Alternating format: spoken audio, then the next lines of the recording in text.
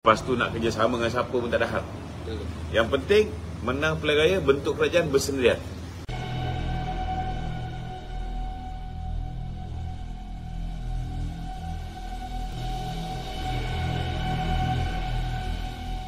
Kalau katalah pada ketika itu kita ada 130 ahli parlimen BN, kita perlukan lagi 18 orang untuk dapat 2/3.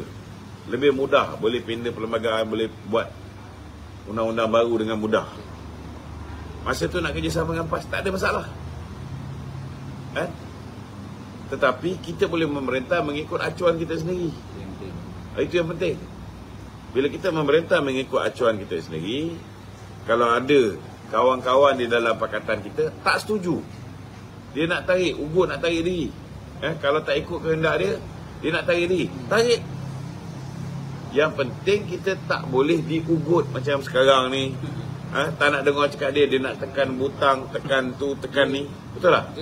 Jadi mana boleh kita perintah macam ni?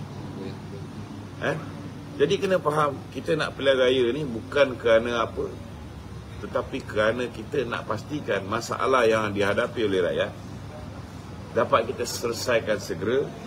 Masalah ekonomi negara yang tidak berapa bagus ni, betul, kita tak nafikan we are much more better in terms of inflation, in terms of currency depreciation berbanding dengan Thailand ke, in fact inflasi di US pun lebih tinggi. Tetapi kita adalah satu nation yang boleh buat lebih baik daripada ni. Kalau kita ada pasukan yang betul, kalau kita ada pasukan yang diyakini boleh pelabur-pelabur. Dan kita kena letakkan polisi yang betul-betul mesra rakyat. Kita kena beri keutamaan kepada rakyat, mengatasi keutamaan kepada projek-projek bagi membantu kroni. Betul tak? Dan kita kena ada orang yang betul-betul bijaksana. Tak boleh orang-orang yang jenis IQ lemah macam Anwar Ibrahim. ECRL bagi dia tak penting. ECRL bagi dia untuk mengayakan kroni. Kepala otak dia. High speed rail dia anggap benda tu projek mega. Padahal high speed rail dan ECRL boleh membantu meningkatkan pertumbuhan ekonomi. So orang yang tak ada business minded macam ni, kalau diberi peluang memerintah negara, lingkup. Tak belajar lagi melalui pengalaman 22 bulan di bawah Pakatan Harapan. Ada seorang yang betul-betul ada pengalaman sebagai Perdana Menteri, tapi dia punya kabinet semua cap ayam, tak ada experience. Apa jadi pada kerajaan tu? Lingkup. Ini kita kena faham. Masa dia jadi PM, dia suruh rakyat ikat perut. Bila dia dah tak jadi Perdana Menteri, pandai pula demi nak menjatuhkan kita, menjatuhkan kerajaan hybrid ni, dia keluarkan kenyataan-kenyataan yang mesra rakyat. Adakah ini tindakan terdesak? Ini kita kena faham bahawa bila kita dah ada pengalaman, kena patuk ular. Jangan jadi bodoh dan bangang dipatuk ular di tempat yang sama dua kali.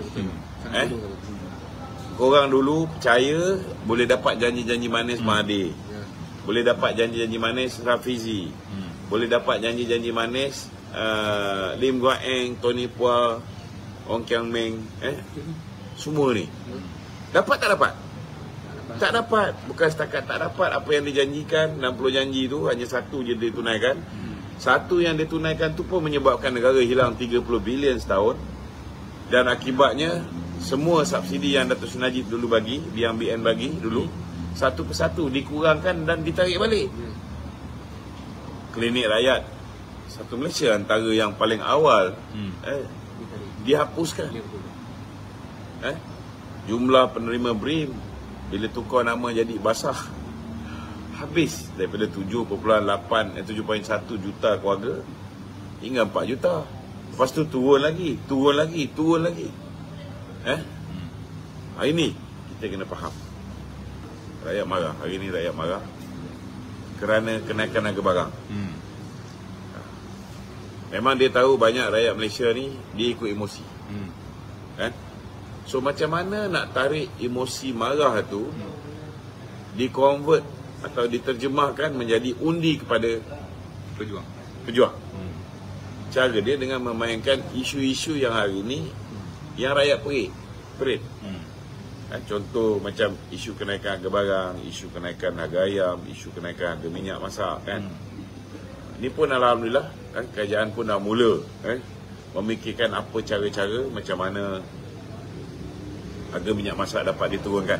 Kita pun tengok harga minyak masak pun dah mula diturunkan, iaitu minyak masak botol. Cuma kita harap benda ni lebih menyeluruh, sebab ada tempat-tempat yang masih lagi belum menikmati harga baru. Jadi kena ada pemantauan. Kita harap jawatan kuasa jihad menangani inflasi ni dapat lebih proaktif. Jangan hanya tunggu laporan, turun ke bawah, saksikan benar-benar apa yang berlaku di peringkat akar umbi. Itu sebab kita kena buat pilihan raya cepat, supaya Perdana Menteri yang baru akan mempunyai satu pasukan yang boleh diharap dan yang solid bersama dengan dia. Bukan lagi musuh-musuh politik yang berpakat, yang tak pernah berhenti menikam kita, yang tak pernah hilang hasad dengki, yang tak pernah berhenti daripada bersaing mengejar kumpulan sasar yang sama. Jadi kita kena cepat. Betul. Dan ada berita baik, saya boleh katakan cahaya untuk melihat pilihan raya berlaku tahun ini tu dah nampak sikit. Malam PM di Kelantan pun dah mula cakap bahawa pemilihan perlu dibuat selepas, akan berlaku selepas pilihan raya. Ini antara benda yang kalau betul lah apa yang dia cakap, kita harap ini bukan depan orang cakap lain, belakang cakap lain. Kita harap betul lah. Kita husnuzon lah. Kita harap benda ni betul-betul berlaku. Dan kita harap bahawa macam PM kata dia nak bentang belanjawan dulu. Jadi kita harap kalau nak sangat belanjawan tu, bentanglah cepat. Dalam sitting sekarang ni, bentang, tak ada masalah. Mungkin tak siap lagi ke apa? Dia dah buat lama dah. Kalau tidak, jadikan belanjawan itu sebagai manifesto pilihan raya pun boleh. Tak ada orang akan bantah dia. Lepas pilihan raya, siapa jadi Perdana Menteri, siapa jadi Cabinet Minister, siapa jadi Menteri Kewangan, dia fikir yang mana yang perlu dilaksanakan, yang mana yang tak perlu dilaksanakan. Kalau kau tanya dengan aku secara peribadi, I will not waste my bloody time untuk buat pembentangan belanjawan. Sebab lepas pilihan raya confirm bukan orang yang sama yang akan mentadbir negara. Confirm bukan orang yang sama.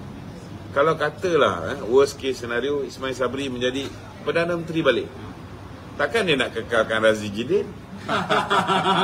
Takkan dia nak kekalkan apa ni, Rina Harun? Takkan dia nak kekalkan Peja? Peja pun dah ada profession baru, dia dah nak berlakon. Betul. Aku pun tengah cari juga kan. Tak ada kerja ni.